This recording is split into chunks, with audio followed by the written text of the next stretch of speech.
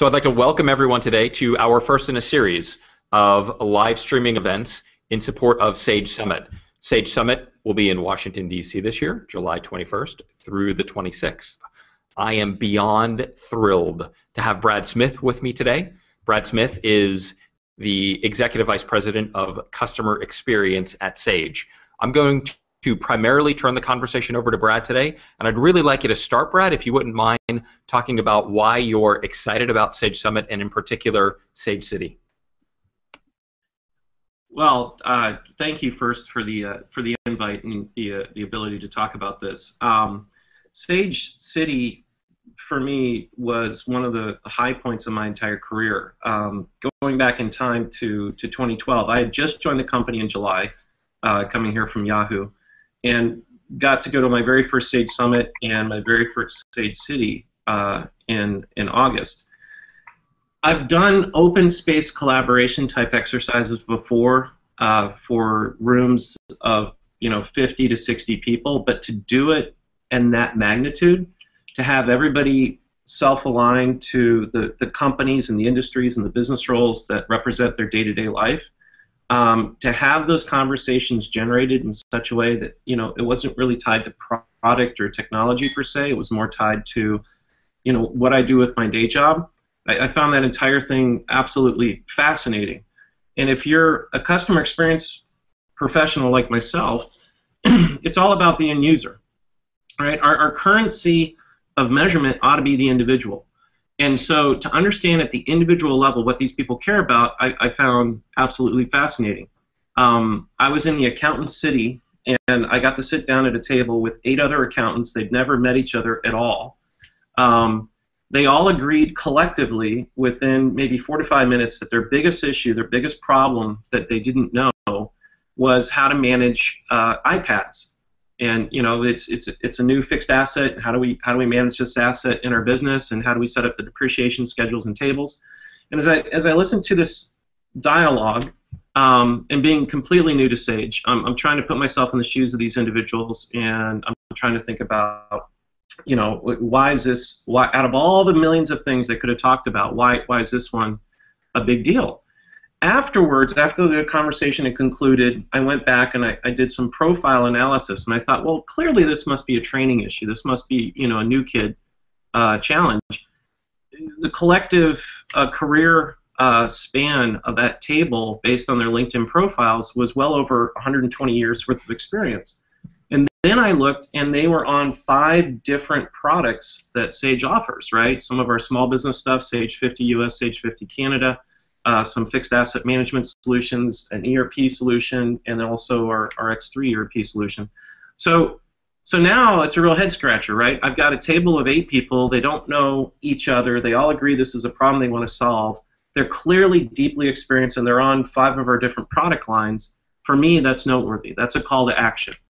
And so to be able to gather those kind of insights, to be able to take that back to the product development teams and say, you know what, there's some critical feature functionality stuff that's missing here. People don't know the best way to do this thing. It really opened up a universe of possibilities.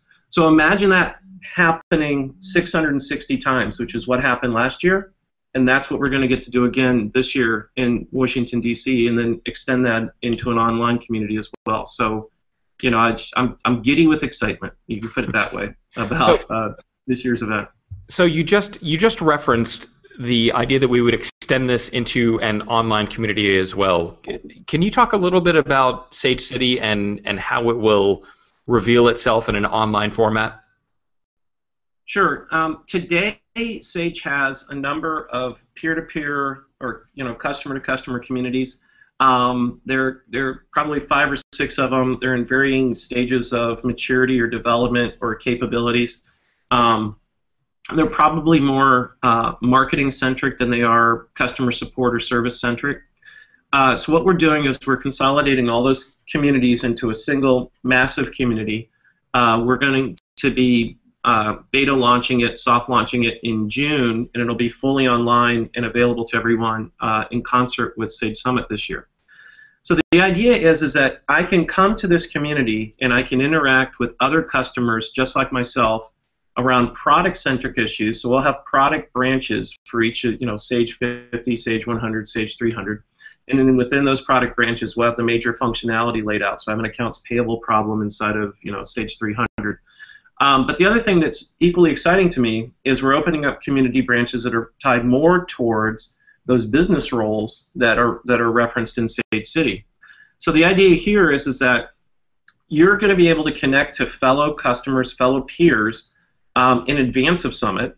You're going to be able to make those connections while at Summit, and you're going to be able to retain those connections post-Summit. And all the conversations that we collect at Summit, we will create forum threads for inside of the communities. My team's responsible for moderating those communities on a regular basis to ensure that questions don't go unanswered too long. And customers get to enjoy this peer-to-peer or interacting with a community of experts through their business care support contracts. So as long as you're on business care, you're going to get access into our communities, and I think that's where a rich dialogue gets to happen. That's excellent. So let's tie this back around to Sage Summit again. And what I hear you saying is that we are marrying both the online experience and the real world experience for our customers. We're encouraging them to seek value in attendance at the conference. We're also making it possible for them to use technology in the form of Google Plus Hangouts or online community forums to get that additional value add that they need even outside of the conference itself. Yeah, that's absolutely correct. That's absolutely correct. Good. Will you do me a favor and switch to the idea other... here is that the real value of the summit traditionally. Thank you. There we go. Yep. Technology is fun. So so let me. What was the question? I'm a little befuddled here. That's okay. So we switched cameras, and that's perfectly acceptable. The idea that we're marrying both Sage City Online along with the Sage City in-person function at Sage Summit is an interesting one because we're giving our customers the tools they need both at Sage Summit itself as well as when they leave the conference. And I think that overarching idea of access to the kinds of conversations you can have at Sage City, both in person and after you leave the conference, is a really important one. Yeah, absolutely. One of the things we always see in the exit surveys for the past 5 years of Summit is that ability to connect with a network of peers. And to be able to extend this event beyond just that day and a half is a critical importance to us.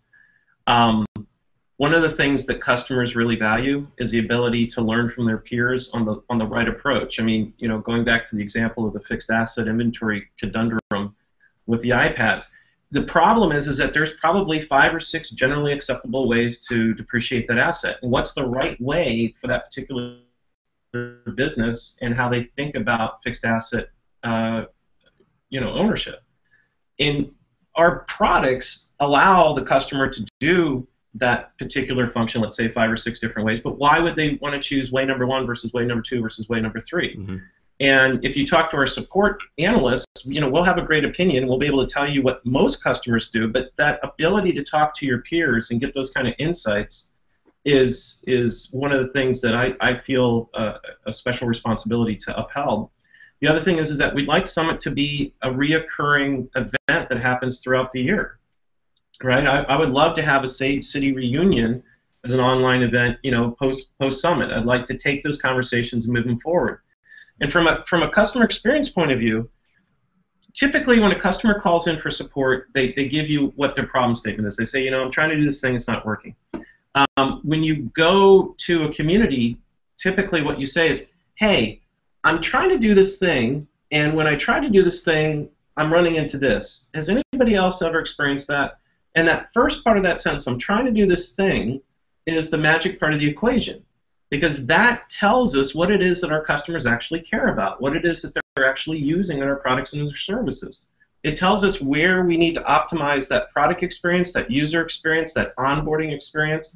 It tells us where we should really be focusing our educational services. perhaps where we need to pop up a just-in-time tutorial video. And so it's those insights, and in entering into an iterative conversation with our customers vis-a-vis the forums, not about product problems, but more about use cases and how they use the products. I think that's where real value is generated, both for our customers and Sage.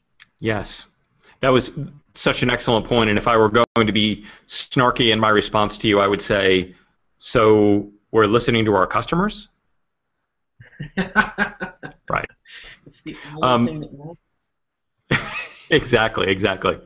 So this commitment to the customer, first in terms of Sage Summit, comes in many forms. One is this series of Google Plus Hangouts. So I want to mention to everyone watching that we'll be doing a number of these. We're going to ready our customers for Sage Summit and Sage City through these Google Plus Hangouts. And we're going to talk about best practices in mobility, back office, cash management, how to prepare for the upcoming healthcare mandate. These series will be talked about both on the Sage Summit website at sagesummit.com, where, by the way, you can register for Sage Summit today if you would like to. Early bird registration is indeed open. We will also talk about this series of videos on the Sage Summit Twitter account, the Facebook account, the LinkedIn group. You pick the method of communication that you would prefer, and we'll be there for you. Brad, do you have any closing words before we conclude today? I hope everybody tries to make their way to Summit. It's an amazing event. Customers always get a lot out of it. We get a huge amount out of it. And even if you can't physically participate this year, I highly encourage you to look for the opening of our Sage City communities online. I want you to be clicking through to the marketing collateral so you can be aware of the Google Plus events that are coming out, so you can participate and learn from that. And hopefully, we'll get to meet at Summit, and I'll learn a thing or two from you, and vice versa. So very excited about this year's event. I think it'll be better than ever. And this idea of extending the event beyond the boundaries of those 2 days is one of the things I've really dedicated a lot of energy towards, and it's looking like it's going to be quite the shindig. So I hope everybody attends. Awesome. Thank you so much, Brad. And on behalf of everyone that's watched, thank you for joining us. I'm Greg Tirico with Sage, and we'll see you next time for our upcoming Google Plus Hangout series.